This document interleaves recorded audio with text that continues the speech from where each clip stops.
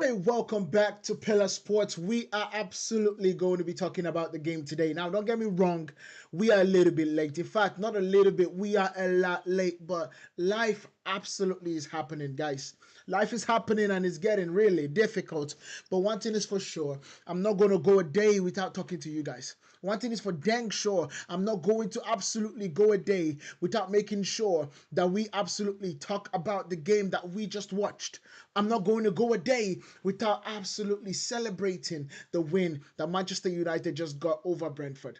Now, this game is more than just 3 points. I need you guys to understand this. This game is more than just 3 points. It's more than just 3 points. It's literally a point of view where Manchester United can literally get Champions League football. That's why you can see it in the thumbnail. It's literally saying um, Champions League incoming. It literally says it in the thumbnail, Champions League incoming, and it's such a big one for us today. It's such a big one for us. The reason why it's such a big one is because Manchester United went up 2. We went up 2. We were playing football, but the moment we scored, all of a sudden things started getting a little shifty. But that's what we are going to be talking about today. So if you guys are joining us right now, make sure you guys hit that like button, hit that follow button, absolutely, so you guys can absolutely get the best of what we can give you here on Pillar Sports when it comes to talk about sports.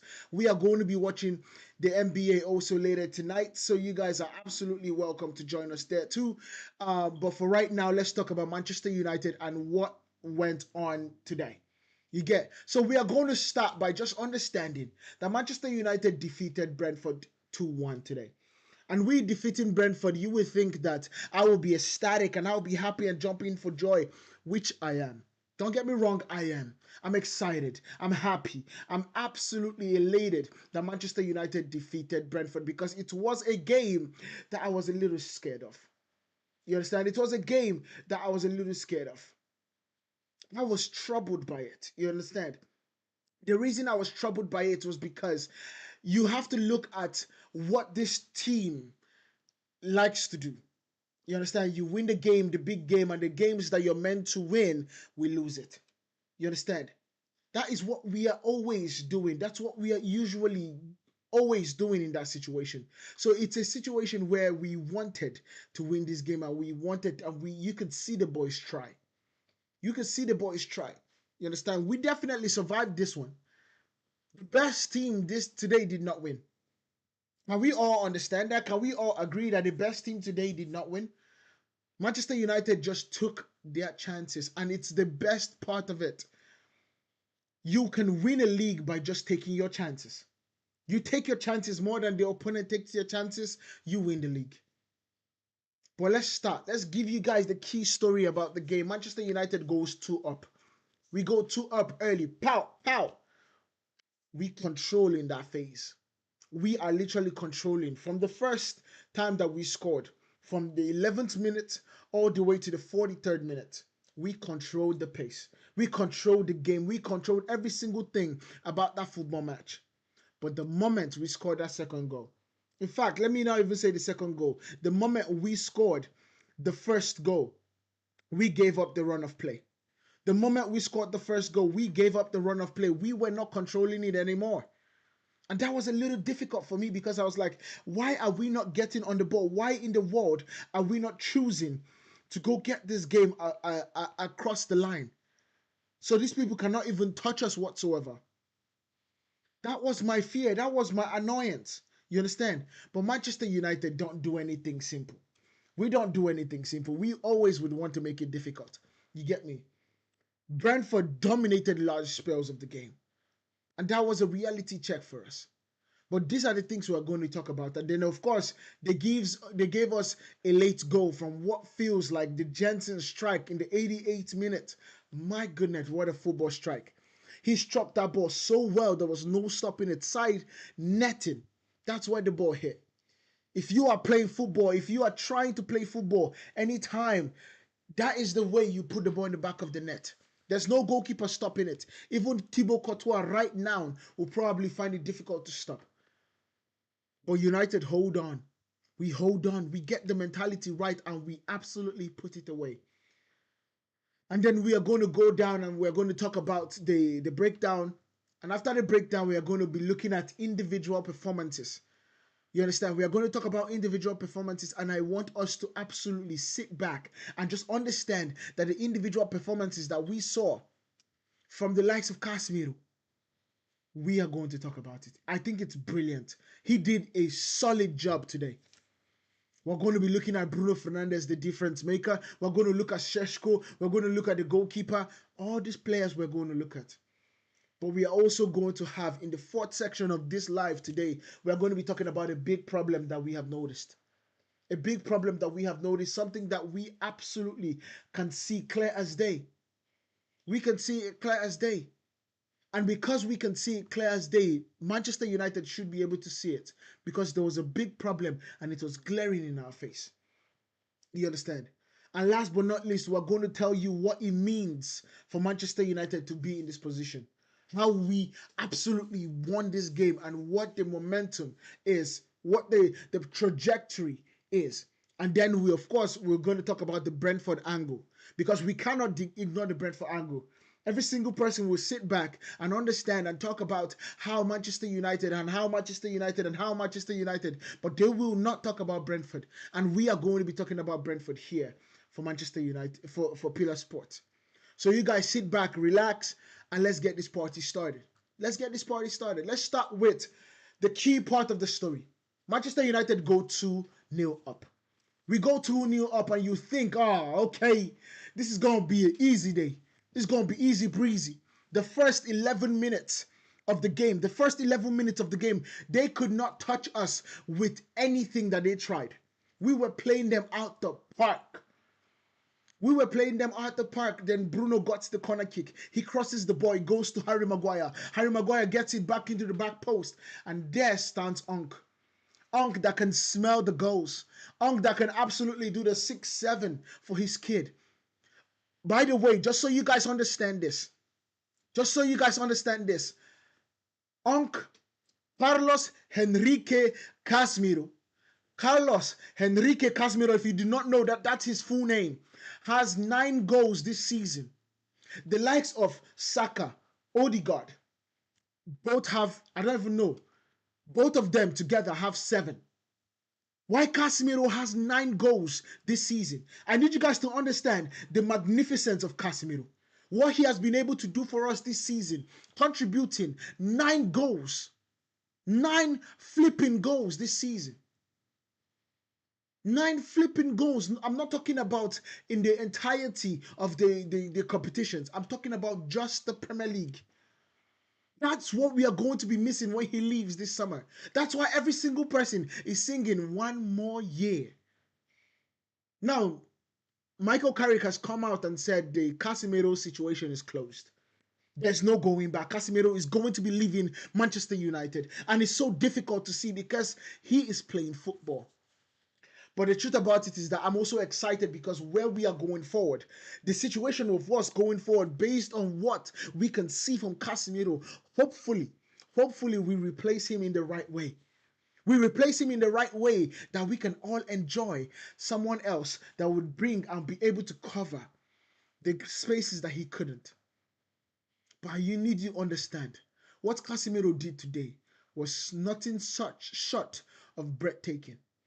His ability to be everywhere at once. Him and Kobe Mainoo were remarkable today. But let's not talk about Casemiro exactly, because what we are doing now is giving you guys the breakdown of what happened in the game. Now, the momentum after Casemiro scored shifted all the way. It shifted all the way back to these players. And in my head, I'm worrying. I'm like, what in the world is going on? How are they in this situation right now? How are they literally putting us on the ropes? But they did not take any of their chances. They had 1v1s. The ball fell to Thiago. It fell to Sharda. It fell to Coyote. And they did not put any of them in the back of the net. Well done by our goalkeeper, Sonny Lemons. He saved us in that first half, especially between the 11th minute and the next time that we scored. You understand? He saved us in that situation because it was truly going to be a long day if those people put the ball in the back of the net. It was going to be a long day. But that's the best part of it. That's the best part of football. You just need to be the most clinical and you will take it home. You just need to be the most clinical and you will take it home. We have an opportunity now to get more gap with the likes of Aston Villa. But that's another thing that we are going to talk about a little bit later. And then in the 43rd minute, we get a brilliant sliding tackle from Ahmad. A lot of people are going to forget what Ahmad did in this game. Now, Ahmad got substituted at halftime. He got substituted at halftime, but I need you guys to understand what Ahmad did. Ahmad was the person that got that ball to Bruno Fernandes. He got that ball by tackling Ouattara, Abikayode, literally slide tackling him. And in that slide tackle, he gets the ball to Bruno Fernandes. Bruno Fernandes gets the ball and is running down the middle of the Brentford half.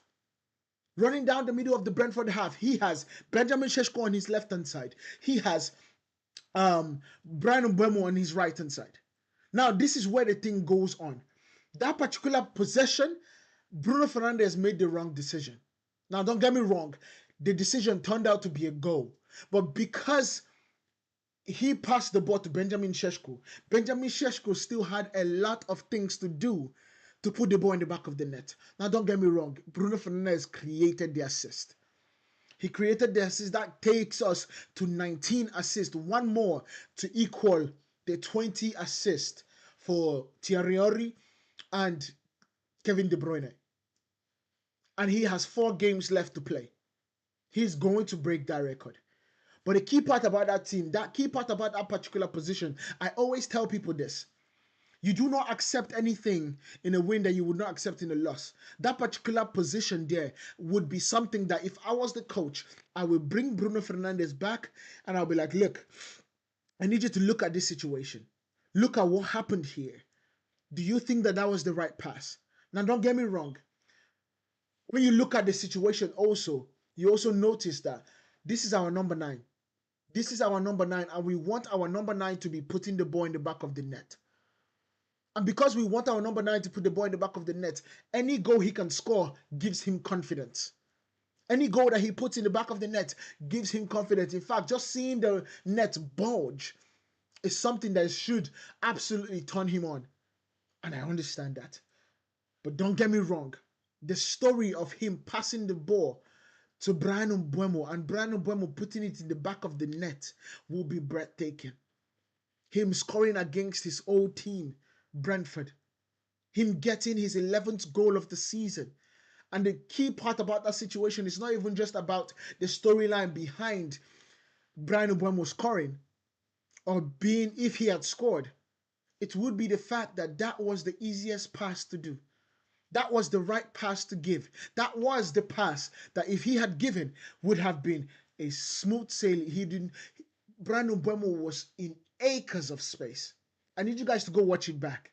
But today we're not talking about anything negative in the situation. I just wanted to mention it because I thought it's something that somebody would absolutely look at it and learn from it. Now, Ahmad got substituted by Nusay Mazraoui and the game shifted. You understand? The game shifted. We did not have the bombing attack on the left-hand side because Ahmad was not having the greatest of games. I need us to just agree that. He wasn't having the greatest of games, but Ahmad was in the right positions. He was in the right positions. And so they took him out. They brought Nusay Mazraoui. They moved Bruno Fernandes over there, moved Maino, and then they put Dalot into that inverted kind of midfield role. I thought that was clever. I really thought that was clever, but in my mind, I was like, there was really no need for all this. There's really no need for all this. I thought Ahmad was not playing bad in that level for you to take him off. You understand? I don't think he was playing that bad. You understand? I really don't think he was playing that bad for you to take him off. So we need to understand that. By the way, I also need to mention that Bruno Fernandes apologized to Mbeumo, understanding that that was the best pass. That was the better pass. He apologized to it. But that's all cool. Now what we are is that we are 11 points ahead of 6th place. 11 points ahead of 6th place, and that is great news. It's great news.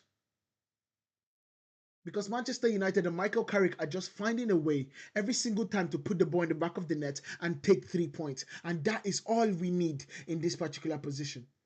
Now, Brentford, after we scored the second goal in the second half, literally took over the entire game. They took over the entire game. We could not play to save our lives. But one thing I've realized is that Manchester United and this group under Michael Carrick also has the ability and the mentality to lock it down. They have the ability to and mentality to lock it down. Remember that Michael Carrick also worked with the likes of Jose Mourinho, while he also worked with the likes of Ole Gunnar Solskjaer, under them anyway. So he has the ability to lock it down, and that is impressive on its own. So talking about the lockdown, this will take us now to the tactical breakdown. This is where you would understand what goes on or what went on in this game in my point of view anyway. Michael Carrick's setup was quite simple. We get the midfield control from Casemiro and Meno. We get the free roaming creator of Bruno and the direct transition of Benjamin Šeško. It was quite clear, especially because when you look at this Brentford side, their defense is tall dudes. You have Van der Berg and you have Collins. And the funny thing about those two guys in the centre-back position, that is their biggest threat when it comes to set pieces. And that biggest threat when it comes to set pieces also comes with the fact that Coyote literally throws like as if it's a bulletron coming. Coyote throws the ball like it's literally, he throws the ball like as if it's literally a bullet coming. That's how good he is at doing that. And so it was absolutely clear that Manchester United and Michael Carrick needed to make sure that he could pin the centre-backs back. He needed tall players. He needed people that would not only affect the transition going away, but also be able to close down and affect the game when it comes defensively. And United played structure in possession, but were very vulnerable in transition. I need us to understand that. In transition, we were vulnerable. We were allowing things to move the way we did not want them to move. And that was a problem for me. It was a problem. You understand? But the key part about this situation is that we have Bruno Fernandes. He carries the system. No matter what the system is, Bruno Fernandes is usually there to absolutely carry it. And that is why he should be the Premier League Player of the Year. Voted by the players. If you guys can't see that he's the best player in the Premier League right now, I don't even understand what you're watching.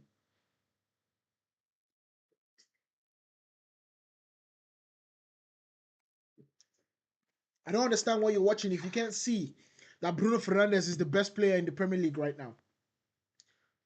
But I also need to acknowledge that Johnny Evans needs to get a lot of credit in this situation.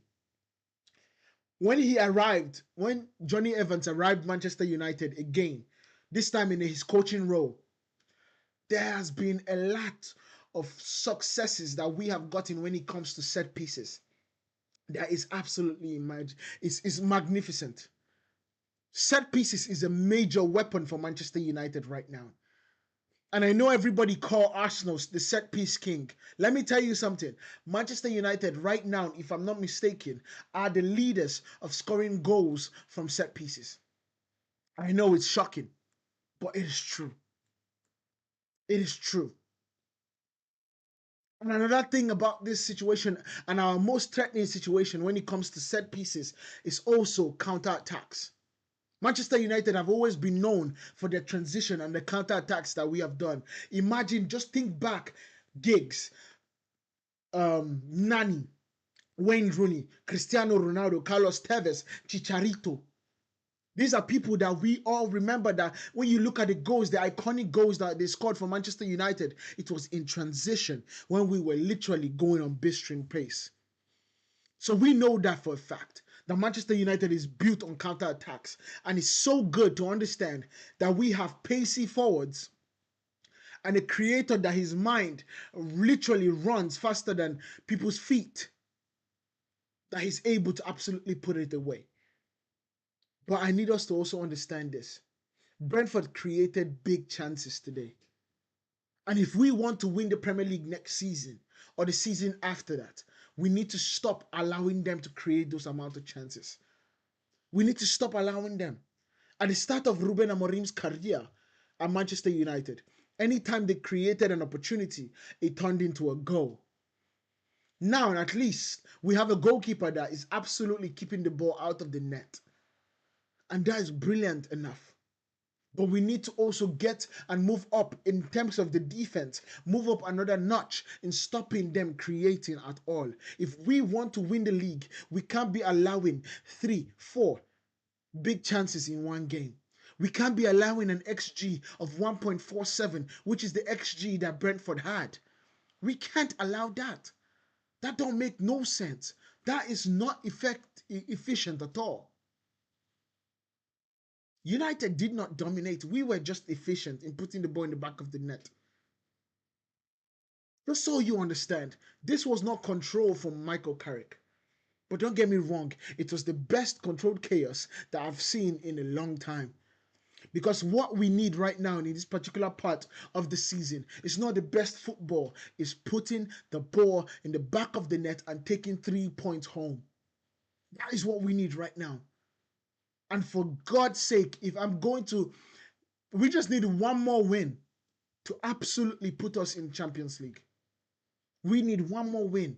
But if you guys did not understand what it means for these players, if you guys did not understand, I need you guys to go find Bruno Fernandes talking to the players in the huddle before the game started.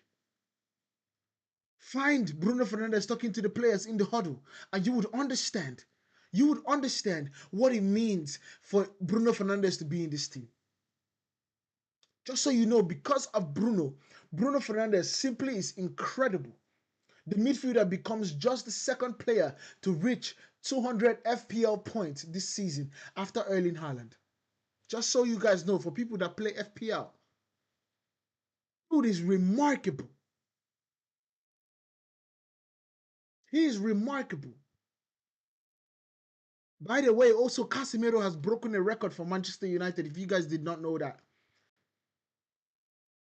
He is literally matching the record of Dwight York's, or set by Dwight York in 1999 and 2000 season, with most headed Premier League goals for Manchester United anyway.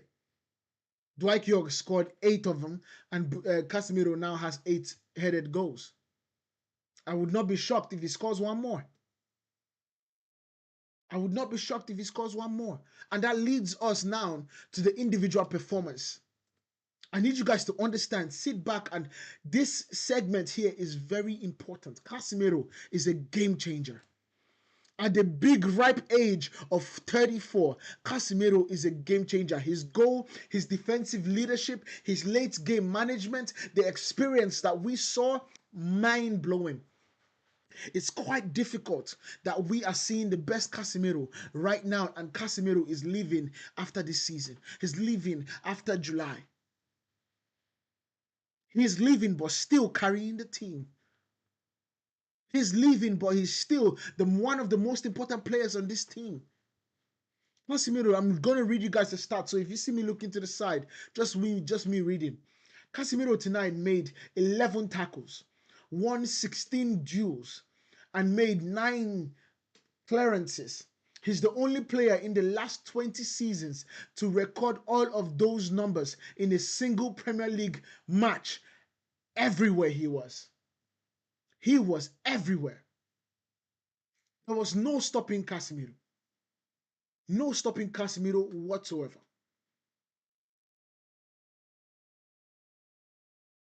He was everywhere. And I don't know if this is Casemiro's last match. No, he still plays. He plays at Old Trafford. In fact, let's go see it. Let's go see Manchester United's features. Okay, so Casemiro's last game at Old Trafford. is against Nottingham Forest. It's against Nottingham Forest. But you can see this man loves this club. He loves this club so much. He scores and he's kissing the badge more than the Mancunians that played for us last. I'm not calling any names. I'm not calling any names because they were not fighting. They were not fighting for the badge. But this Brazilian came here and is literally putting this team on his back. This is the man that is crying, bruv. Casemiro is literally being emotional while he's walking out of Old Trafford. See, Casemiro looked visibly emotional at full time, wiping away tears. You can see how much this club means to him. And the love from United fans is mutual. So freaking. I don't know if there's any possibility for us to hold him back from leaving. But I think it has been a point where he has literally negotiated with somebody else and has given them like a pre-contract. So I don't think he can take it back. But my goodness, Casemiro is a brilliant player. He's a brilliant player. And that's just Casemiro. We haven't even gone to Bruno Fernandes.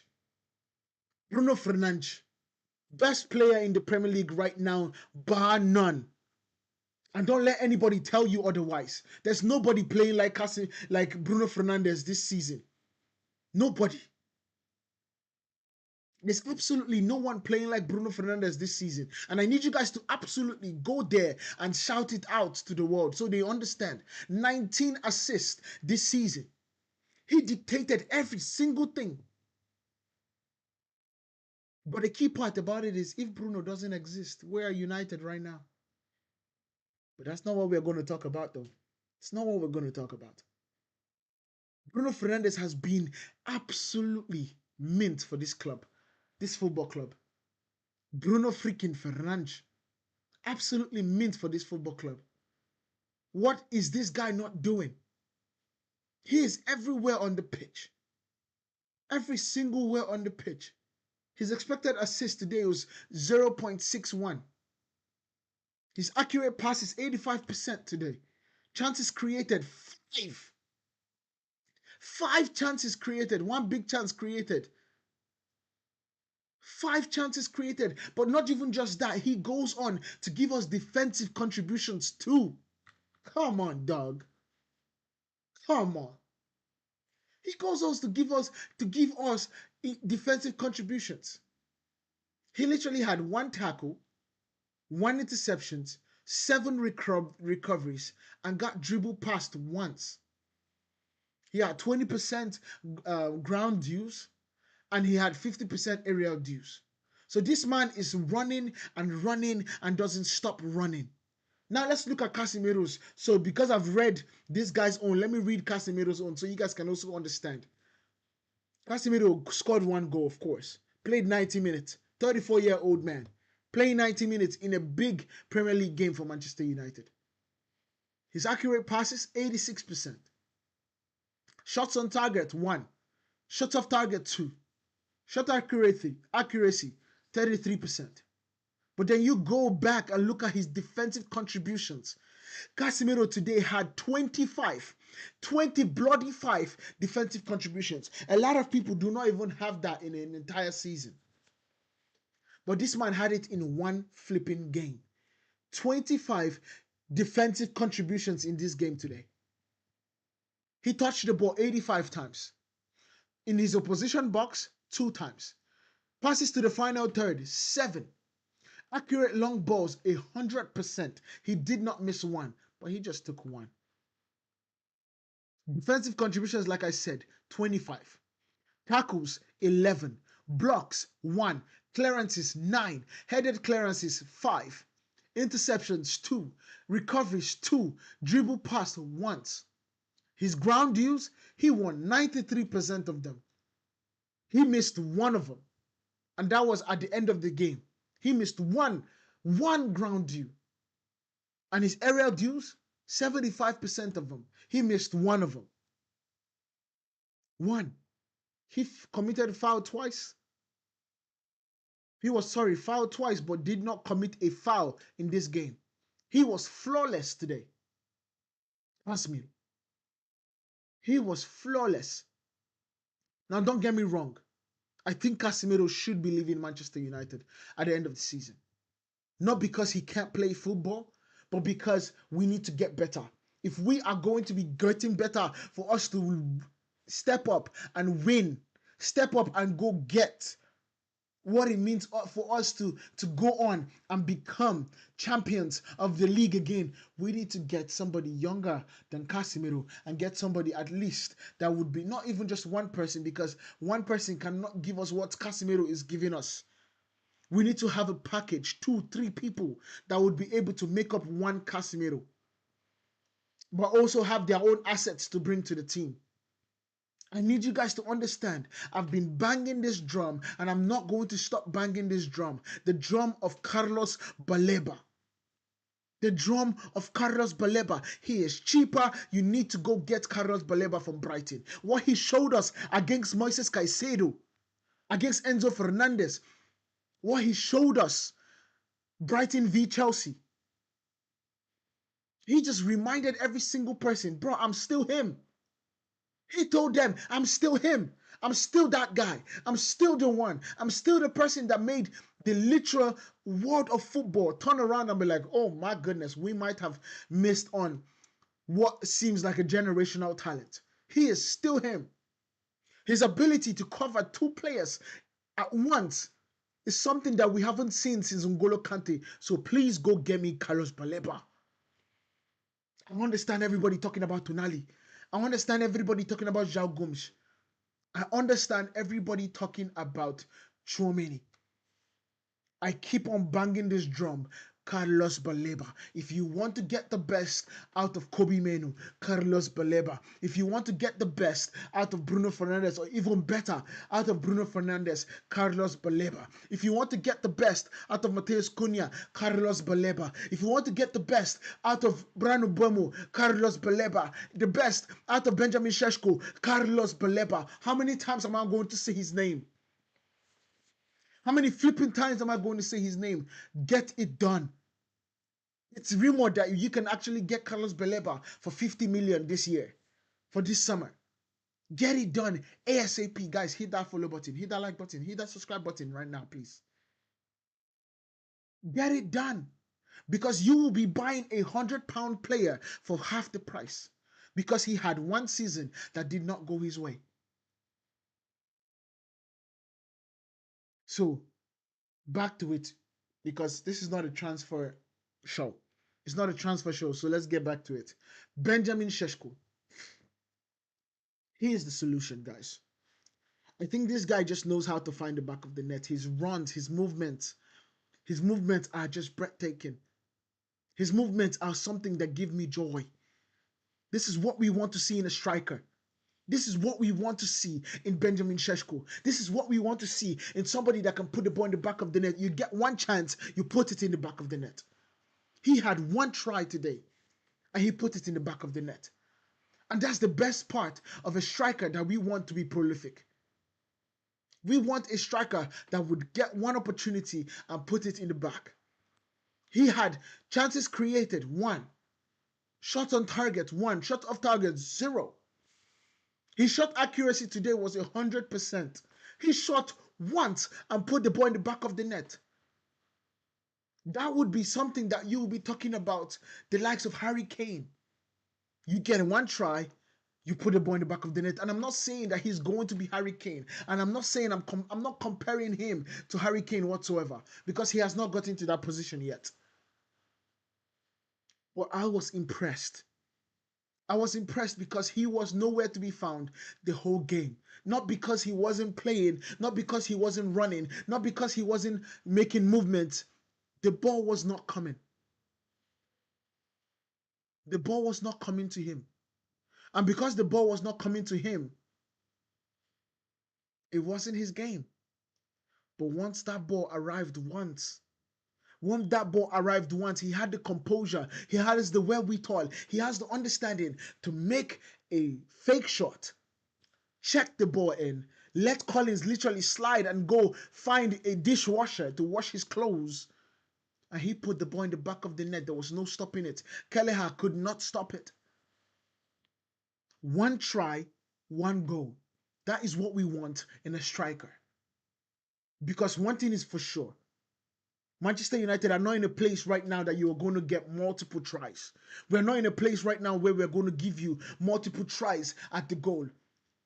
Create multiple chances. We're not in that place yet. We are going to get it this summer. Because if we do the job, if we do the things that I expect us to do when it comes to the midfield, we are going to get more creative players in this team. We are going to get more people that would be able to absolutely create chances. We are going to have Patrick Dogu back that can actually cross the ball. Because we still forget that this is a man standing 6'5". 6'5", and he's literally making all of them look soft. That is who we forget that we are playing with. And because of that, we need to remember, okay, funny enough, Patrick Dogu was in the team today. Patrick Dogu, and it's also good to see Shea Lacey in the team. They did not use them, which is fine. But that's what I'm trying to tell you. Benjamin Šeško took his opportunity today and did not let it go. And that is why Manchester United absolutely won this game today. He got one opportunity and he put it in the back of the net. Now, the next person we are going to be talking about is the defense and the goalkeeper. The amount of saves, oh my God. The amount of saves that Sonny Lemons did, I think he is one of the best signings that we have had this season. If I was ranking the signings right now based on the things that they have done this season, I would literally start with Matheus Cunha at 4, right? I'll start with Matheus Cunha at 4, and then I'll go to, Matheus Cunha at 4, Benjamin Šeško at 3, Brano Mbeumo at 2, and Sonny Lemons at 1. That is how important he has been to us this season. That is how important. He is also a sweeper goalkeeper. He is not scared of going forward. He was not scared today of literally passing the ball with pressure. Yes, he allowed it go in, but I don't think anybody is saving that. I don't think anybody is saving that. He had a lot of people in front of him, and he literally guessed wrong. He guessed wrong. Today, he had 5 saves. The last time we had a goalkeeper that gave us 5 saves was Sonny Lemons. Sonny Lemons against Everton. Then the last time we saw that was David De Gea. It was David flipping De Gea. That was the last time we saw this amount of efficiency, this amount of goal-saving opportunities that our goalkeeper saved us. His reflex is literally cat-like. Go X gots that he faced, 0.94. Goals that he prevented, minus 0.6. His accurate passes, 61%. He's doing it with the ball and without it. Accurate long balls, 50%. Diving save, 2 of them. Saves in the box, 3. Acted as a sweeper, 0. Punches, 1. Throws, 4. High claim, 2. Recoveries, 8. Clearances, 2. Touches, 41 times. Aerial duels, 100%. And that's my goalkeeper. Now that right there is my goalkeeper. And nobody cannot tell me anything. This man is going to be in a situation, if he continues like this, he will grow stronger and stronger. I understand he is still shaky under pressure. But that is just because he's 22 years of age. Oh, did you forget that? Did you forget that he's 22 years of age? Did you forget that Manchester United might have just gotten a goalkeeper that would be here for 10 plus years? Did you forget that Manchester United have a goalkeeper that might absolutely be the next thing, the next best thing in goalkeeping? Manchester United have found one. This is a gem. This was a diamond in the rough. And I'm so glad that whoever made the decision, Ruben Amorim, I could kiss you on the forehead for this decision right here, this particular decision in Sunny Lemons, rather than going for Emi Martinez. This decision of Sunny Lemons was brilliant. Don't get me wrong. After all these things that we have spoken about, all the positives that we have spoken about, and sometimes when I'm speaking about it, I might not even sound like I'm very happy, but I'm telling you, I'm elated. I'm so happy that we won this game. But I'm also somebody that understands football. I'm also somebody that wants to watch football. I'm also somebody that wants to watch my team get back to the apex of the Premier League. Get my team back to winning Premier League football. So whenever I see us win, that is also another time for me to be like, okay, how could we get better? What did we do wrong today that we did not get a clean sheet? What are the things that are absolutely something that are just nagging me in the game?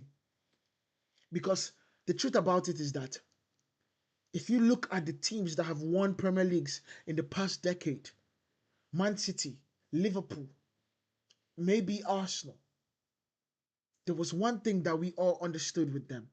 They controlled football games. They controlled football games and they controlled it, whether it was set pieces, whether it was with the ball, without the ball, whether it was time, whether it was the dark arts, they controlled the games. And Man United are not controlling the games yet. We are not controlling it. Brentford had major chances, so much chances that you would think that they were winning. You would think that they were the ones that are absolutely needing the 3 points to get into Champions League. Yeah, they absolutely need it too. But come on. You would think that they are the teams that are the juggernaut of the Premier League. The second half, Brentford were on top no matter what. No matter what we threw at them, they got it and they absolutely created an opportunity. And of course, that amount of pressure led to late goal fragility. We allowed a goal in the dying minutes. In the 88th minute. That also just shows me that we are fragile under pressure. Because we are not controlling the game. As we are not controlling the game, we are also allowing them a lot of chances to put the ball in the back of the net. And in the Premier League right now, especially facing a team that is this confident, they will put the ball in the back of the net. And if we cannot keep clean sheets, we do not win the league. I need you guys to understand this. Let's say it again so people in the back can hear it. If you cannot be able to keep clean sheets, you would either have to outscore every team, which is not it's not probable, it's not plausible. If you can't keep clean sheets, you do not win the league. And if we are trying to win the league in 2028, hopefully 2027, we need to get better at literally stopping chances from going on, stopping people from controlling the game in Old Trafford, stopping people to controlling the game anywhere we play. We should be the number one person holding the football. Because when you have the football, nobody beats you. Yes, you can have a smash and grab. But the truth about it is that the best form of defense is attack. And you can only attack with the ball. You understand? Individual brilliance, I understand. But team dominance gives you the domination that you've seen from Manchester City. Team dominance will always trump individual brilliance. Anytime, any day. This team is winning games, I understand, but it's not convincing anyone. It's not convincing anyone. And because of that, I'm a little worried about us running into it to give Michael Carrick the job. I understand what he has been able to do. I understand, and every single person and their mama on TV talking about football is talking about, oh, he has to get it. He has to get it. What he has done, he has to get it. Brother, What we have been able to see, what we are seeing from Michael Carrick's team is great. He's been able to win football games, and that is the most difficult part. But winning football games is not what Manchester United do. Not alone anyway. We win trophies. We win Champions Leagues. We win FA Cups. We win the Premier League. We win the Carabao Cup. We dominate Premier League. We dominate the world. That is what we want to do. And that is what we did. And so winning football games is cool. It's great. That is the start of it. But we need to make sure that we can dominate the game and dominate every single team that comes to play against Manchester United. That is the only way we get back to the dominance of old. So what does this mean for Manchester United? What does these 3 points mean for us? The Champions League race is hot and is moving and is jumping and everybody's excited about it. United are very close to qualification right now. We are likely to secure top 4 space with 1 win. We are 11 points away from 6th place Brighton. So what does this mean? We are not elite yet, but we are back in the room. We are back in the room, people. The people, the team, the club that makes football tick, that makes club football tick, is back in the room. He's back on the playground. And you know when they are back on the playground, anything can happen. You know for a fact that when Manchester United are back on the playground, everything can happen. Squeaky bum time. Fergie time. We are back on the playground. So we are not elite yet. We need to understand that. But the key part about us not being elite yet, it gives us an opportunity to be elite. While teams have found their final form in Arsenal, in Liverpool, maybe Manchester City, Man United are just rising and they're incrementally getting better. And I'm telling you, I'm literally telling you, if we get this summer transfer window right, we will be challenging for the title in the next year or two. We will be challenging for the title in the next year or two. If we get this summer transfer window, this is the big caveat. If we get the hit rates that we got the last summer transfer window, which we literally got 4 out of 4 transfer windows, we got it right. Benjamin Šeško, baller. Cunha, baller. Mbeumo, baller. Sané Lemens, baller. If we can get just a similar transfer window in this coming summer, Manchester United will be challenging for the Premier League and maybe the Champions League next season. And I'm telling this, and I know a lot of people might be like, "Oh, bro, calm down. What are you talking about?" Look at the team. The only thing that would be stopping us if we get it right this summer will be an inexperienced manager. I'm telling you. The only thing that will be stopping us, if we get the players that would be the successes like we got last summer, the only thing that will be stopping us is an inexperienced manager in Michael Carrick. Because I know they're going to give it to him. I know they're going to give it to him. Now, don't get me wrong. I truly believe that he's going to be a good coach. And based on what we have seen, he is a good coach. My own situation is that when you're talking about tactical nouns, you don't get it from a drawing book. You don't get it from a drawing paper. You get it from experience. You get it from facing the best of the best. You get it from facing the likes of Pep Guardiola multiple times. You get it from facing the likes of Luis Enrique multiple times. That's how you get the scars of what makes you a great manager. And so I'm saying it and I'm saying it again. If Manchester United get the transfer window right next summer, the only thing stopping this team from going to the Champions League, for going to compete in the Premier League, is literally going to be an inexperienced manager. So we have momentum now. 9 wins in 13 under Michael Carrick. It's clear. Upward trajectory. We are moving up. And that's the best part of it. It's momentum. We are rolling. We should have hopefully a snowball effect where we literally just bulldoze Liverpool this coming Sunday.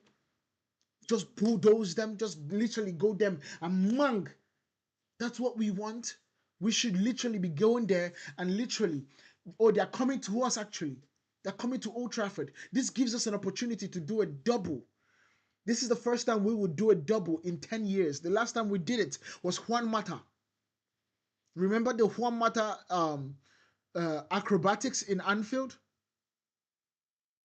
That was the last time we beat Liverpool home and away. And so we can do it now. We can do it again. But we have a bigger question. And the bigger question is Carrick building something sustainable, or is Bruno plus moments absolutely carrying this team? Those are the things that I'm going to ask. Those are the things I want to know. Those are the things that hopefully it's not going to be the case. And we would be building something sustainable. But one thing is for sure. Brentford, they are here to stay, guys. They are here to stay. They created chances, but wasted them. The likes, the Keith Andrews, who is the manager of Brentford, literally said, we need to be lethal in front of goal. We need to be lethal. But you could see the anger. You could see that these people are also fighting. The late push showed character that this Brentford team, who knew that when Thomas Frank left, they would get better. Who knew that? Every single person were laughing that they got a set-piece coach to become the head coach, not knowing that Keith Andrews might have just been better than Thomas Frank. He might have just been better. Or maybe this is a system that is created by Brentford itself, and whoever the manager is, he just needs to manage the team and it's going to be good. Because of their recruitment, because of all the things that they do around the team in order for them to get the best players possible. Now, Brentford are also still pushing for Europe. They have an opportunity, if I'm not mistaken, to get in the Champions League. Right now, the Champions League is 5 places. So that's Arsenal, Man City, Man United, Liverpool, Aston Villa. Brighton Hove Albion are 6th place, and that's in the Europa League. And then Bournemouth are in 7th place, which is the Conference League. But the thing about this is that Aston Villa are still in the Europa League, so they could win the Europa League, and then what would happen is that Brighton Hove Albion will get the Champions League spot. They will get the Champions League spot. But when you look at Brighton Hove Albion on 50 points and you look at Brentford on 48 points, that's a little scary. That's a little situation that they could actually get it. You understand? They could actually get it. Chelsea can actually still get Champions League. I know it's crazy, but they still can. 48 points. Just 2 points away from Brighton, sorry. So this Brentford team is not going to go away. They are not going to go away. They missed so many chances today. They could have literally walked out of Old Trafford with all 3 points and literally scalps of every single player that played today. That's how good they are. That's how good they have been. Brentford did not lose because they were worse. They lost because they weren't clinical. That's it. That is it. That's it. But let me ask you some questions, because I want you guys to literally hit that subscribe button so we can absolutely get to 2,000 subscribers. We are on our way, and hopefully we can absolutely do it. This is a place for you guys. We are going to be coming up with a show where you can absolutely reach us directly, and we'll talk about whatever you guys want to talk about on the show, on this live here on Pillar Sports. So make sure you guys hit that subscribe button so you do not miss out on the first color show that we have here. But one thing is for sure. This might be some hot takes from Pillar Sports or from me, but one thing is for sure. United are winning in spite of themselves. I know it's crazy. We are winning in spite of ourselves. Bruno Fernandes is carrying a Champions League push. That's another hot take. Casemiro leaving is a massive problem or maybe a perfect timing situation. And last but not least, is this sustainable or smoke and mirrors? I want to know from you guys.